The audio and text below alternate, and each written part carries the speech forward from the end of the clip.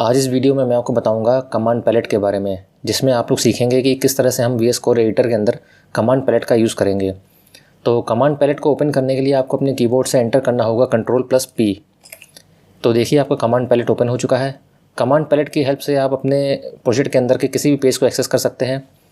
तो देखिए यहाँ पे आपको सारे पेजेस के नाम शो कर रहा है, तो आप इसमें से किसी पेज को ओपन कर सकते हैं अपने एरो की मदद से या फिर अपने माउस के सिलेक्शन से।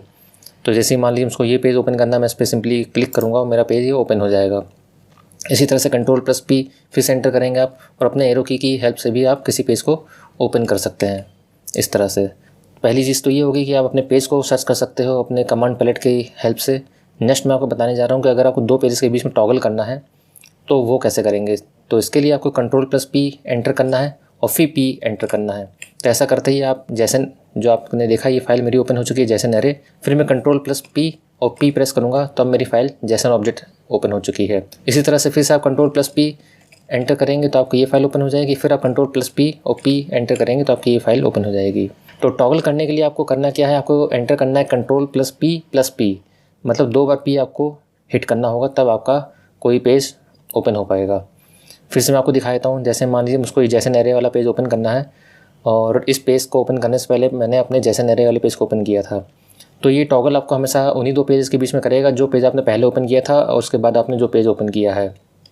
तो Ctrl+P और P एंटर करेंगे तो आपको जैसन एरे पेज ओपन हो जाएगा। फिर आप Ctrl+P और P एंटर करेंगे तो आपका जैसन ऑब्जेक्ट पेज ओपन हो जाएगा। तो 2 पेजेस के बीच में टॉगल करने के लिए आप Ctrl+P+P का यूज़ कर सकते हैं। नेक्स्ट, कमांड पैलेट जब आप ओपन करेंगे Ctrl+P एंटर करके, जब आप यहाँ पे @ एंटर करेंगे तो ये क्या करेगा, आपके इस करंट पेज के अंदर जितने भी सिंबल्स आप यूज़ कर रहे हैं, जितने भी फील्ड्स आप यूज़ कर रहे हैं, या जो भी वेरिएबल्स या कीज़ आपने क्रिएट किए हैं या ऑब्जेक्ट क्रिएट किए, उन सभी के नाम शो कर देगा ये। तो आप इजीली उस नाम को क्लिक करके उसको सर्च कर सकते हैं और वहाँ तक पहुँच सकते हैं। तो ये सर्चिंग में काफ़ी हेल्प करता है कमांड पैलेट आपकी।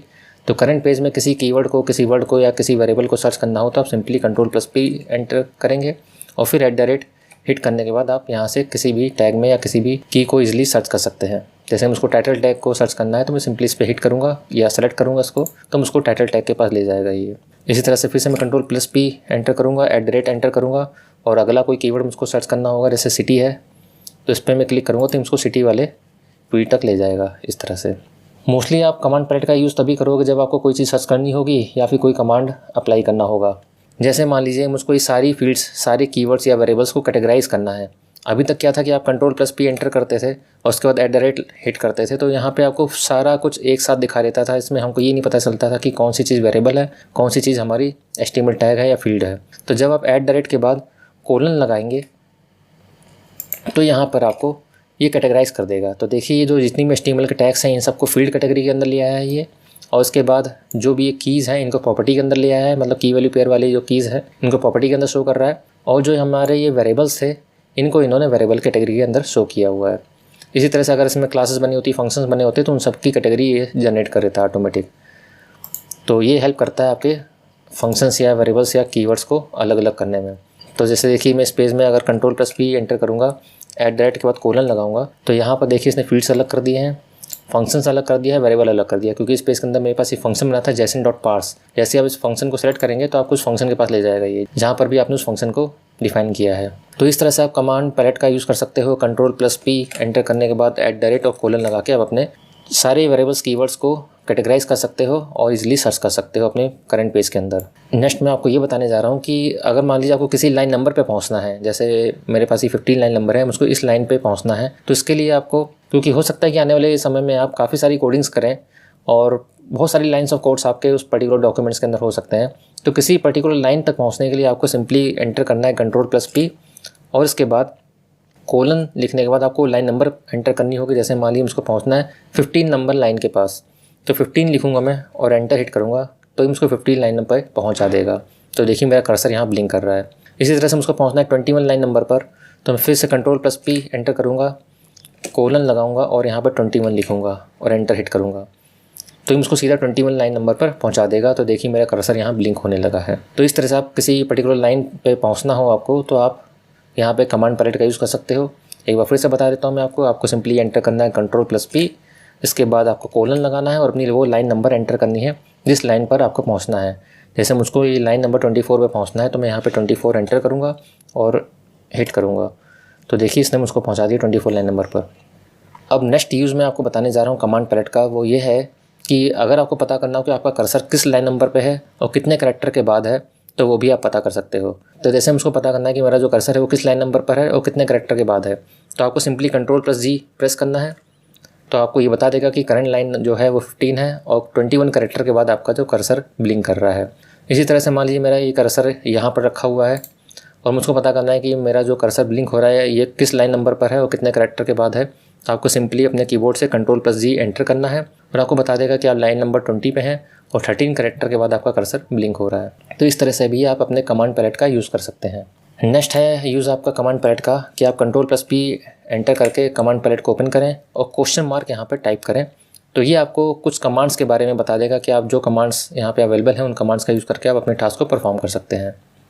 तो डिफरेंट तरह के कमांड्स आपको यहाँ पे मिल रहे हैं। नेक्स्ट एक और है कि आप Ctrl+P एंटर करके अपने कमांड पैलेट को ओपन करें और फिर वहाँ पर आप अपने ग्रेटर देन का साइन एंटर करें। तो देखिए आपको यहाँ पे सारे कमांड्स विद शॉर्टकट शो करेगा। तो देख रहे हैं काफ़ी सारे कमांड्स हैं यहाँ पे, उनके शॉर्टकट्स भी यहाँ पे शो हो रहे हैं। तो इस तरह से भी आप अपने कमांड पैलेट का यूज़ कर सकते हो कि जब कभी मान लीजिए आपको कोई शॉर्टकट याद ना आ रहा हो या कोई कमांड आपको एंटर करनी हो तो आप यहाँ पे सिंपली कमांड पैलेट को ओपन करेंगे, ग्रेटर देन का साइन एंटर करेंगे और आपको सारे कमांड्स को शो कर देगा ये विद शॉर्टकट्स। नेक्स्ट आपको यूज़ बताने जा रहा हूँ कि आप Ctrl+P एंटर करें, कमांड पैलेट को ओपन करें, इसके बाद ग्रेटर देन का साइन लगाएं और जिस कमांड को आप रन कराना चाहते हैं उस कमांड का नाम लिखें। जैसे मान लीजिए मुझको थीम चेंज करनी है तो मैं यहाँ पे थीम एंटर करूँगा और इसके बाद देखिए इसने मैं इसको सारी थीम्स की लिस्ट दे दी जो भी थीम्स मेरे इस VS कोड एडिटर के अंदर इंस्टॉल है। तो आप इसमें से थीम सर्च कर सकते हैं, उसका प्रीव्यू देख सकते हैं या उसको सेलेक्ट करके अप्लाई कर सकते हैं। तो काफ़ी सारी थीम्स मेरे इस VS कोड एडिटर के अंदर इंस्टॉल है पहले से ही। तो इस तरह से आप अपने कमांड पैलेट का यूज़ कर सकते हैं।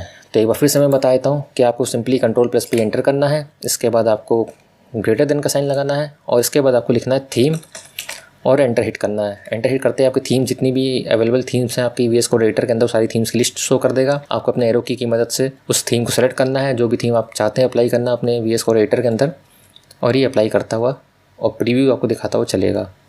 तो इस तरह से आप अपनी थीम्स को भी सेलेक्ट कर सकते हो, चेंज कर सकते हो। तो इसके पिछली कुछ वीडियोस में मैंने आपको शॉर्टकट्स बताए थे, उनकी मदद से भी आप सारे टास्क परफॉर्म कर सकते हो और कंट्रोल पैलेट की मदद से भी आप काफ़ी सारे अपने टास्क परफॉर्म कर सकते हो। तो ये भी आपकी कुछ हद तक आपकी स्पीड्स को इंप्रूव करने में हेल्प करेगा कमांड पैलेट भी।